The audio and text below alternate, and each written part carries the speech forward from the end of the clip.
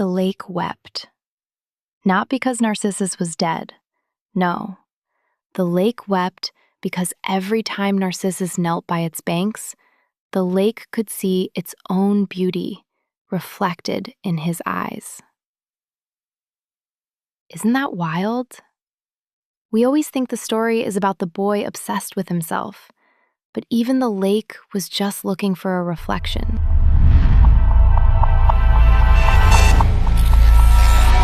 Hi everyone, welcome back. Grab your snacks, get comfortable, because today we are diving into one of the most translated, most talked about books in history, and not to mention my favorite book, The Alchemist by Paulo Coelho.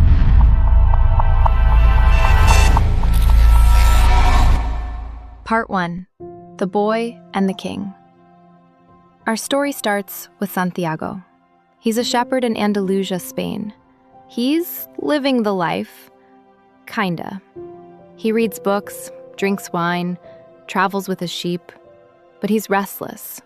He keeps having this recurring dream about a child showing him a treasure at the Egyptian pyramids.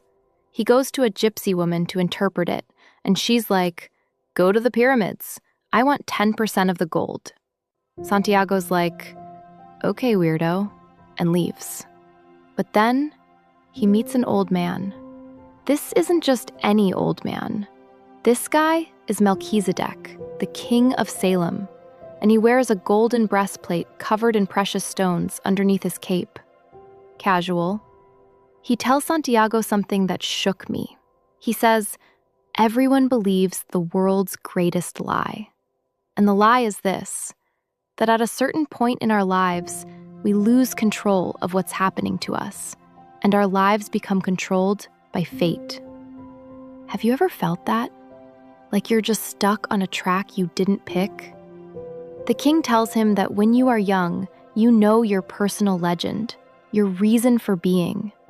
But as we grow up, society crushes it out of us. He convinces Santiago to sell his sheep and go to Africa. He gives him 2 stones, Urim and Thummim, to help read omens.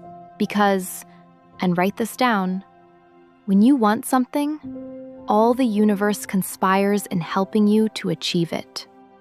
Part 2. The Betrayal and the Midlife Crisis. So, Santiago finally touches down in Tangier, Africa. He's feeling himself. He's an adventurer. He's ready to conquer. And within, I kid you not, 2 hours, he gets robbed blind. He trusted this random guy in the marketplace, and boom, all his money, gone. He's literally crying on the ground thinking, "I'm so stupid. Why did I leave my sheep? I'm just a small town boy. I can't do this." We've all been there, right? But then he gets a job at this dusty old crystal shop. And this is where it gets psychological.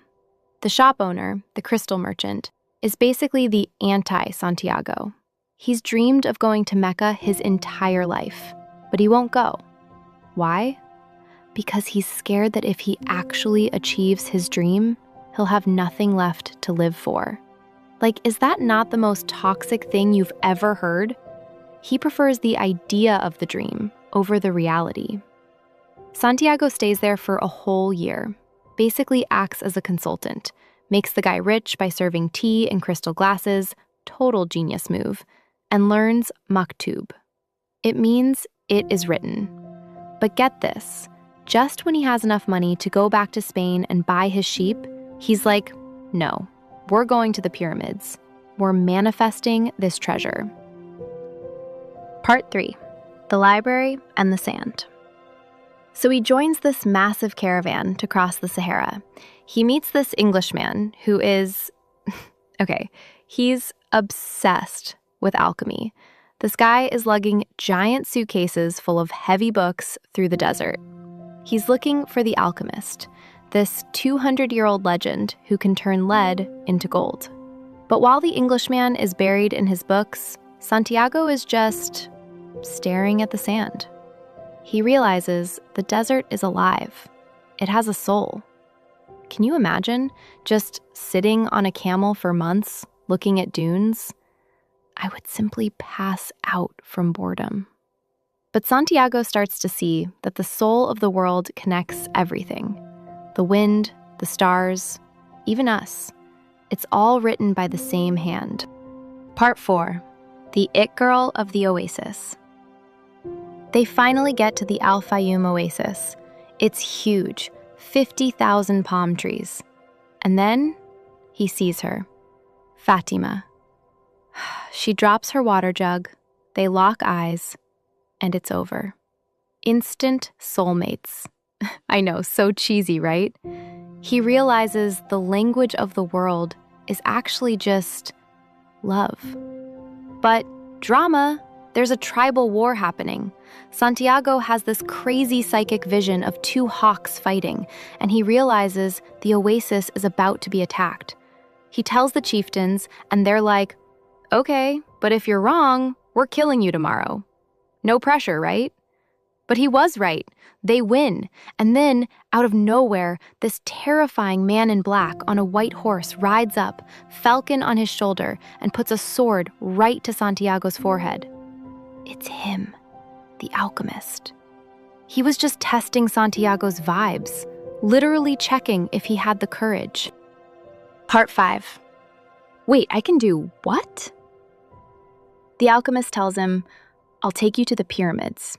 Santiago's like, but I want to stay with my girlfriend. And the alchemist drops the ultimate truth bomb. If you stay, you'll be happy for a few years, but you'll eventually resent her because you didn't follow your destiny. And Fatima, she's a desert woman.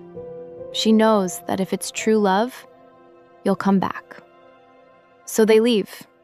But then, plot twist, they get captured by a warring tribe. To save their lives, the alchemist gives away all of Santiago's money, again, and tells the general that Santiago can, wait for it, turn himself into the wind. Santiago is freaking out. He's like, Sir, I am a shepherd. I don't know how to be weather. He has 3 days to figure it out, or they die. He talks to the desert, then the wind, then the sun. Finally, he talks to the hand that wrote all. He realizes his soul is part of God's soul, and bam, he actually becomes the wind. A whole sandstorm happens, and the tribesmen are so terrified, they just let them go. Talk about a glow-up. Part 6. The "Are you kidding me?" moment. They reach a monastery. The alchemist literally turns lead into gold right in front of him, just a flex, gives Santiago a piece, and leaves. Santiago rides alone to the pyramids. He sees them under the moon, starts crying, and sees a scarab beetle. He starts digging. He digs all night. His hands are bleeding. And then, these thugs show up. They beat him up, steal his gold, and think he's crazy. Santiago screams, I'm only digging here because I had a dream about treasure. And the leader of the thugs just laughs in his face. He says, You're an idiot. I had a dream too. I dreamed there was a treasure buried under a sycamore tree at a ruined church in Spain where shepherds sleep. But I'm not stupid enough to cross a desert for a dream. Bestie, do you hear that? The treasure was at the church where Santiago started the book. It was under his feet the whole time. So what does Santiago do? Of course, he goes back to Spain. He digs under that exact sycamore tree, and he finds a chest of gold coins and jewels. He's rich.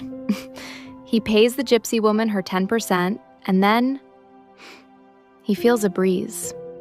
He smells Fatima's perfume on the wind. He says, I'm coming, Fatima. So, why did he have to go to Egypt if the gold was in Spain? Because he needed to see the pyramids.